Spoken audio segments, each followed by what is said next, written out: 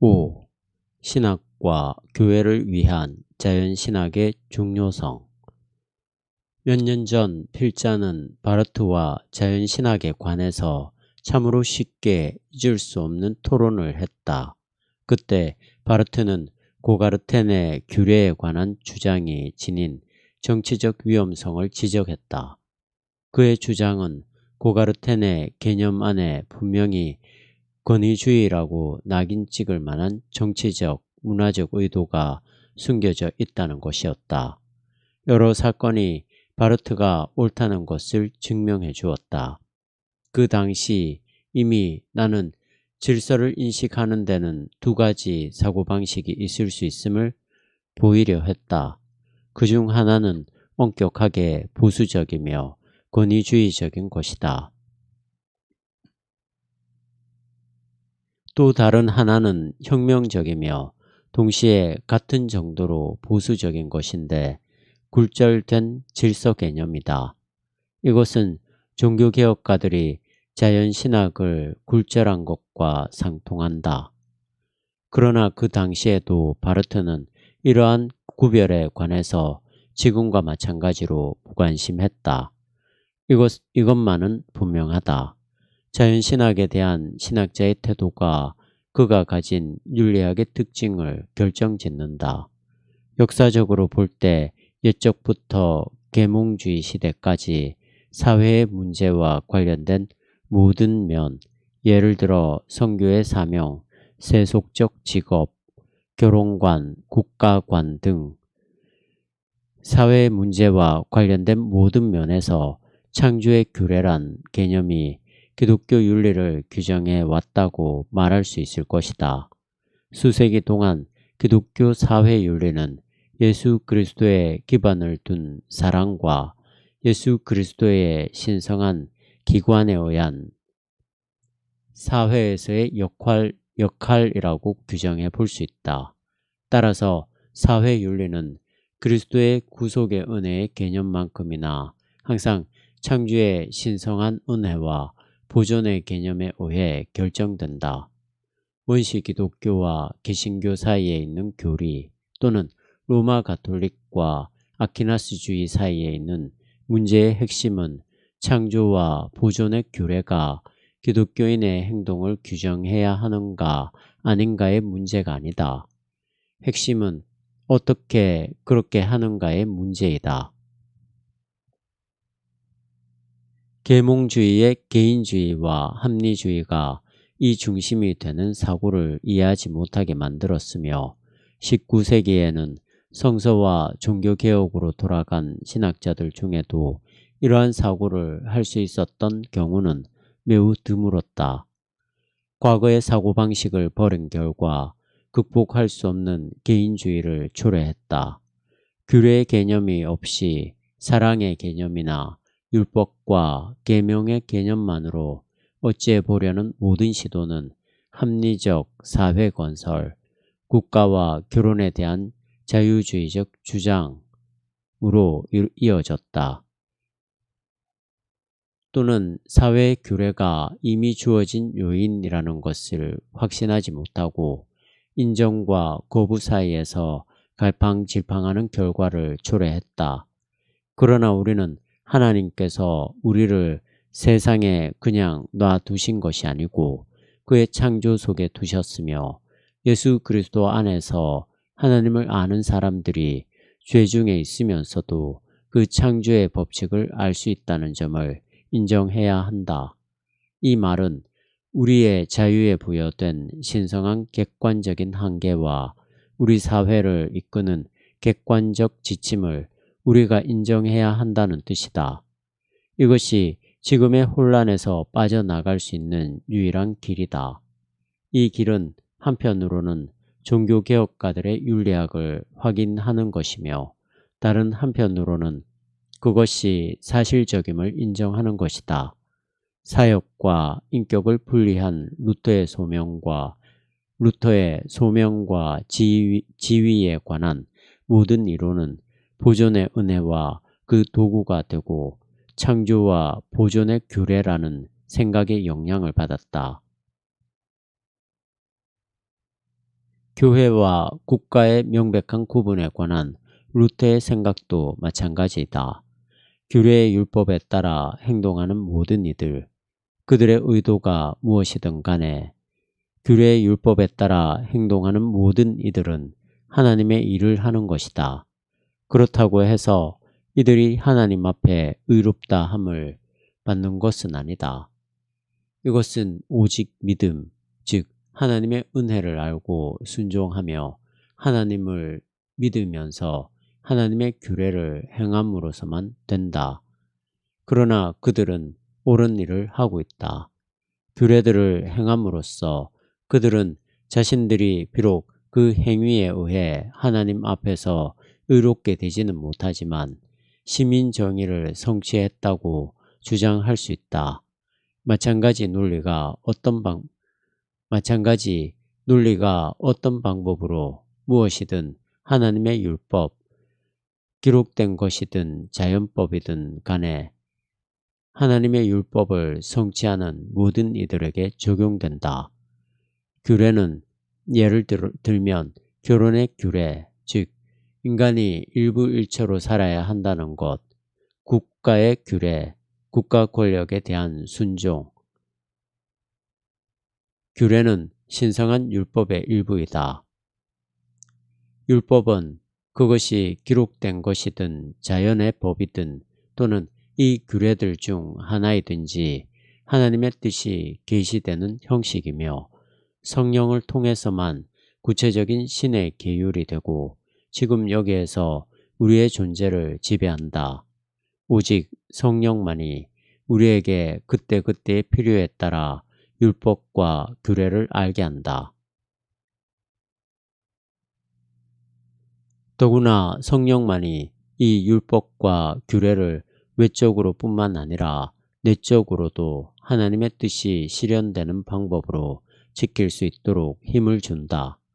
종교개혁가들의 중심되는 가르침이 결여된 성서적 혹은 개혁주의적 윤리체계가 어떻게 될 것인지는 살펴보아야 할 것이다. 나로서는 이런 실험이 조금이라도 성공하리라 예측할 마음은 없다. 그러나 내가 정의한 의미로 자연신학은 윤리학뿐만 아니라 교의학에서도 중요하다. 여기에서 유비의 원칙과 바르트의 반대 주장에 관해서 언급해야 할 것 같다. 바르트는 개신교와 로마 가톨릭의 대조의 한 면 또는 유일한 대조라고까지 할 수 있는 가톨릭의 대조의 한 면을 찾는 데 있어서 유비의 원칙을 사용한 최초의 신학자이다.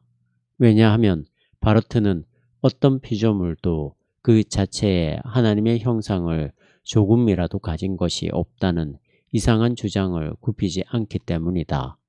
오히려 피조물이 그리스도의 계시와 성령을 통한 계시에 의해서 지금의 상태로 상승되었다고 한다. 이것은 무해한 윌리엄 오캄의 유명론과 비교되는 신학적 유명론의 한 부분이다. 우리가 하나님을 아버지, 아들, 성령이라고 부르고 하나님의 말씀 등을 말하는 것이 하나님께서 다른 어떤 것보다도 아버지와 비슷하기 때문이 아니라 단지 성경에서 그렇게 말하기 때문이라는 의미다. 하나님께서 그렇게 말씀하신 것은 창조로부터 그리고 창조에 의해 그렇게 된 것이 아니다. 반대로 이것은 성경의 하나님 말씀에 의해서만 그렇게 된 것이다. 사실 그리고 실제로 바르트는 그의 극단적 유명론을 일관되게 유지할 수 없다. 바르트의 교의학은 다른 것들과 마찬가지로 유비의 사고에 기초하고 있다.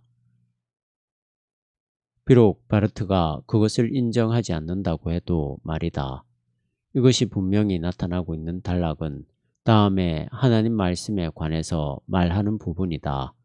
이성이 이성과 인격이 인격과 대화하는 형식의 언어이다. 신의 언어일 때도 마찬가지이다.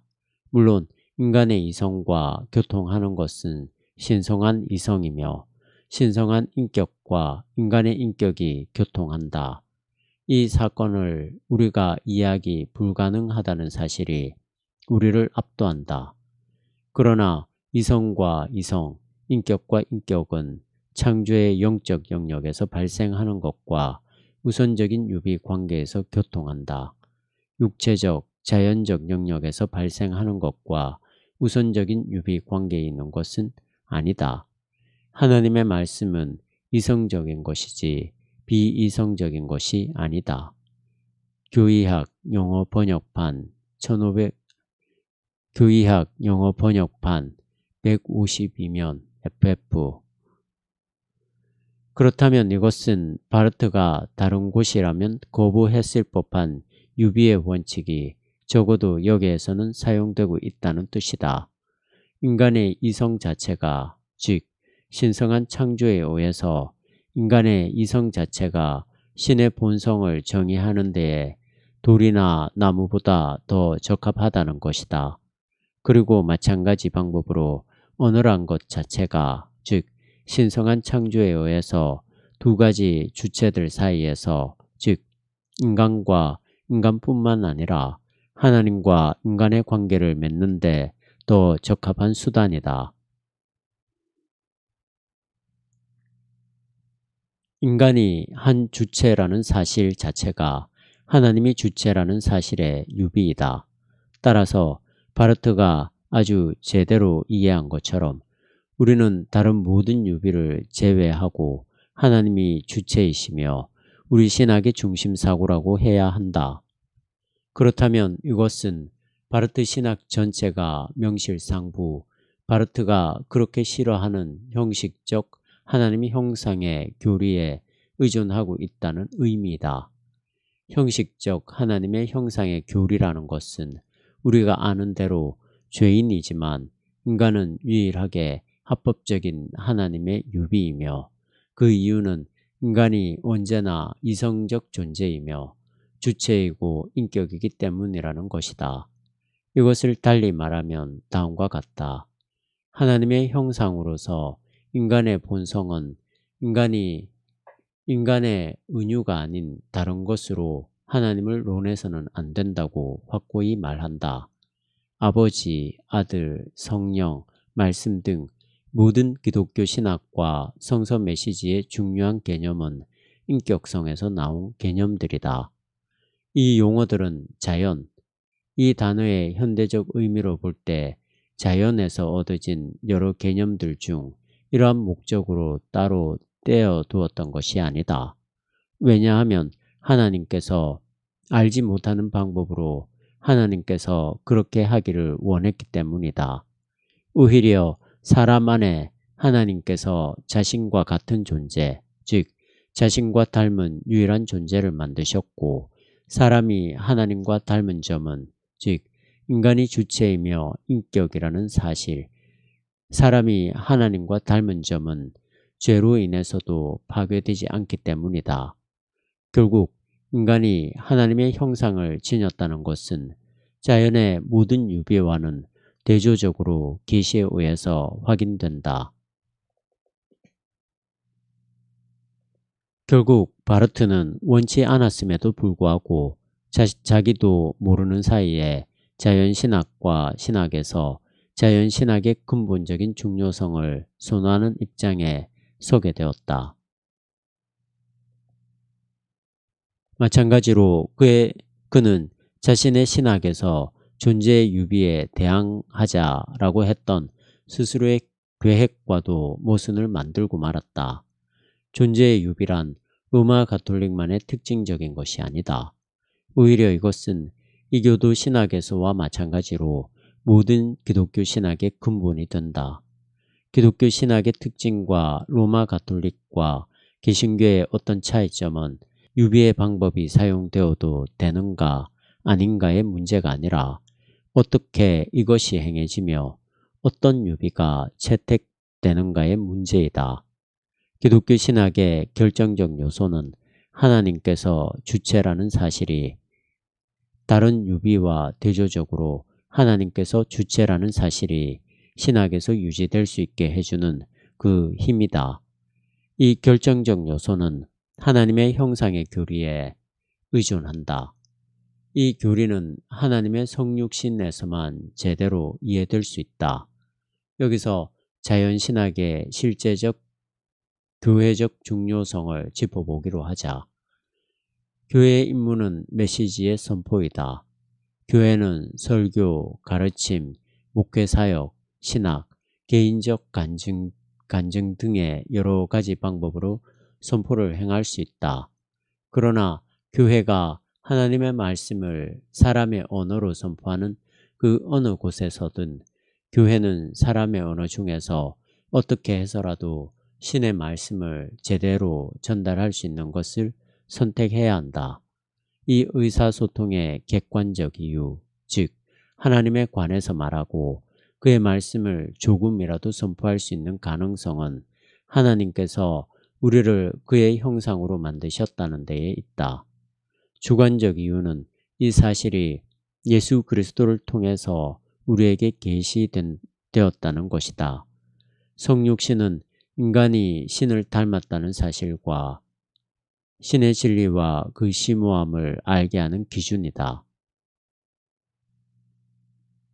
그러나 인간의 파괴되지 않은 형식적인 유사성, 신과의 유사성은 하나님의 말씀 안에 계시가 있을 수 있는 객관적 가능성이다. 인간의 언어와 하나님의 말씀 사이에 피조물 창조주라는 관계가 없이는 교회가 자신의 메시지를 선포할 수 없다. 교회의 선포가 가능한 것은 하나님의 형상의 나머지 때문이다. 이 메시지의 내용은 그리스도 안에서 그 형상이 복구된 데 바탕을 두고 있다. 또한 교회는 사람에게 조금이라도 하나님에 관해 말할 수 있는 가능성에 기대고 있다. 그것이 접촉점이다. 즉, 말씀과 책임을 향한 능력이다. 그러나 교회의 선포가 유효한지 아닌지는 이 일반적인 가능성에만 좌우되는 것이 아니다. 그 접촉이 옳은지 그런지에도 좌우된다. 교회의 선포가 아무리 옳은 내용이라 할지라도 이해할 수 있는 것이 아니면 무용지물이다. 오직 성령만이 하나님의 말씀을 향해 인간의 마음이 열려서 그것을 이해하고 받아들이도록 할 수 있다. 그렇다고 해서 우리가 하나님의 말씀을 선포하는 인간 언어의 내용에 무관심해져서는 안 된다. 우리는 우리의 순수한 교리와 성령의 행위 사이에 밀접한 연관이 있음을 믿는다. 그러나 이 역시 우리로 하여금 우리가 선포하는 내용의 형식에 무관심하게 할 수는 없다. 다른 사람이 아닌 루터조차도 객관적인 하나님의 말씀을 수호하는 선봉인 그조차도 선포 내용의 핵심과 하나님의 성육신의 교리를 우리의 선포하는 자세에 대한 관심과 연관짓고 있다. 독일식 예배에서 그는 어린이를 위한 기독교적 교훈을 위한 몇 가지 간단한 규칙들을 제시했고 또 이렇게 말한다. 그리고 그 어느 누구라도 자신이 지나치게 똑똑한 척하며 어린이의 놀이를 경멸하지 않도록 하십시오. 그리스도께서 남자들을 교훈하시기 원할 때 남자가 되셔야만 합니다. 우리가 어린이를 가르치기 원하면, 즉 그리스도 안에서 우리는 그들과 같이 어린이가 되어야 합니다. 나는 하나님께서 이런 어린이의 놀이가 재미있게 진행되기를 간구하는 바입니다. 우리는 곧 기독교인에게서 온 큰 보물을 보게 될 것이며 성서를 통해서도 하나님을 알게 됨으로써 우리의 영혼이 풍요로워지는 것을 느끼게 될 것입니다. 어른들조차도 그들 자신을 위해서 이러한 교육학적 도움을 사용해야 한다.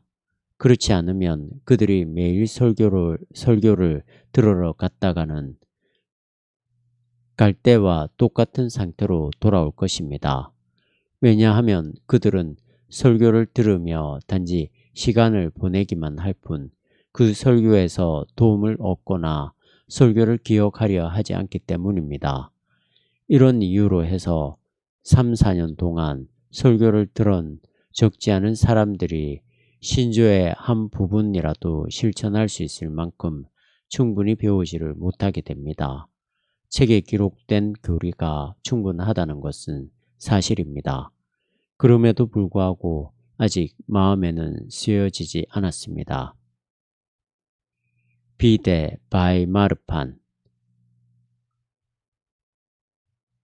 1978면 자연신학과 그리스도의 계시를 제대로 이해한다는 것은 모든 종류의 기독교 교육, 이 말의 넓은 의미와 좁은 의미 모두를 포괄하는 기독교 교육, 즉 옳은 내용과 연관되어 제대로 된 방법으로 선포하는 모든 지식의 전제 조건이다. 경험으로 미루어 볼 때 자연신학이 경멸당하는 곳은 어디라도 교육적 요소가 무시되며 그것은 불가피하게 교회의 치명적인 결과를 초래한다. 우리는 여기서 단지 심리학의 문제에 관심을 기울이는 것은 결코 아니다. 내가 임종하는 이에게 말해야만 하는 것은 성스러운 것이다. 그렇지만 죽어가는 사람이 이해하고 받아들일 수 있도록 말하는 것 역시 그에 못지않게 성스러운 일이다. 목회자는 좀 강조해서 말한다면 내용으로는 천국에 갈지라도 방법으로는 지옥에 갈 수도 있다. 방법의 문제를 무시하는 것은 신학적 진지함이 아닌 신학적 지성주의의 징조이다. 말하자면 내용은 신앙으로 보호되지만 방법은 사랑으로 둘러싸여야 한다. 그러므로 방법의 결여 또 그에 따라 사랑이 부족한 곳에서는 신앙 역시 부족되기 마련이다. 그러나 자연신학은 또한 기독교인이 불신앙자와 만나는 데 있어서도 결정적인 중요성을 가지고 있다. 이 시점에서 진정한 원칙이 왜곡될 염려가 있다. 이미 2세기의 변증가들이 그렇게 한 바 있다. 그 이후 계속 되풀이해서 이런 일이 일어났다. 그러나 그 과제는 남아있다. 잘못된 변증적 접촉 방법이 있다는 사실이 반드시 옳은 길이 없음을 뜻하는 것은 아니다. 간단히 말해서 잘못된 접촉 방법은 하나님의 존재를 증명하려는 것이다. 왜냐하면 신을 증명하려는 것은 로마 가톨릭의 자연신학적 견해를 전제하는 것인데 여기서 자연신학은 하나님의 자연적 지식에 대한 자기 충족적인 합리적 체계를 의미한다. 그러나 비록 증거가 배제되기는 했지만 이것이 우리가 가진 하나님의 존재에 대한 증거로 향한 토론의 가능성을 앗아가는 것은 아니다. 결정적인 요소는 언제나 단순하게 기독교적 메시지를 선포하는 것이다. 이 메시지에는 신학적 작업이 보태진다. 그 작업은 개념의 차원에서 행해진 지적 작업인데 이 작업은 메시지의 선포를 도울 수 있으며 또 도우려는 의도에서 행해진 것이다. 마찬가지로 지적이며 개념적인 준비 과정 같은 것이 있는데 이것은 선포에서의 걸림돌을 제거한다. 지식인들 사이에서 목회하는 사람이나 현대의 젊은이를 가르치는 임무를 가진 모든 사람들은 이것의 중요성을 알고 있다. 그러나 모든 것의 중심은 언제나 자연신학의 핵심이다. 하나님의 형상과 특히 책임성의 교리이다. 책임성에 대한 개념의 설명은 언제나 신학적 논쟁의 주된 주제이다. 이것은 칼빈이 이 주제가 자연신학에 의해서 얼마나 많이 가능한 것인지에 관해서 말했던 것만 보아도 쉽게 알 수 있다. 그러나 완전한 고립은 곧 다른 어떤 때보다 지금 이 시대에 교회가 모든 자연신학을 멸시하는 결과를 초래하게 될 것이다. 중심적인 것은 교의학이나 논쟁이나 윤리학이 아니라 하나님의 말씀 자체의 선포뿐이다. 그러나 자연신학을 제대로 이해하는 것이 위 세 가지와 선포의 방법을 위해 결정적으로 중요하다. 나는 칼 바르트가 자연신학을 무시하고 신임하지 않는다고 해서 그를 비난하고 싶지는 않다. 하나님께서는 중도의 도를 지키는 사람만큼 일방성의 천재, 이 말은 용어적인 표현이 되겠지만 일방성의 천재도 사용하신다. 하나님께서는 때때로 이상하리만큼 일방적인 루터를 종합적이고 균형 잡힌 칼빈의 사상만큼이나 사용하신다.